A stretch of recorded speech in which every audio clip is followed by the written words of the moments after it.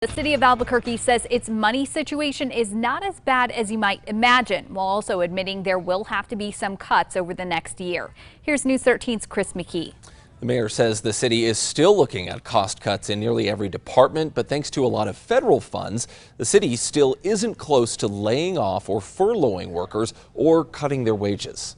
Based on these numbers, we don't feel those are necessary at this time. We're going to use a combination of cost cutting, belt tightening, and then those federal funds. And we think we're going to be okay for at least the next 6 months, and we will reevaluate going into the next calendar year. That outlook comes in part with the city's use of about $120 million in remaining CARES Act funding, which has to be spent by the end of the year, and the hope that there are no further COVID-related shutdowns. Now, gross receipts tax accounts for nearly half of the city's yearly budget. Throughout next June, the city expects nearly a 5% decrease in GRT revenues. That's compared to last budget year.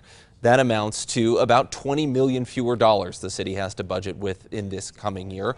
Along with federal funds, the mayor thinks the city's losses can be absorbed through a continued hiring freeze and internal cutbacks. The effect on city government, the mayor says, will be a slower pace of city work. I would say they might notice a small difference with respect to responsiveness, and that's really related to the hiring freeze. So the reality is we have less code inspectors than we're supposed to have. We have less folks taking care of our parks than we used to have.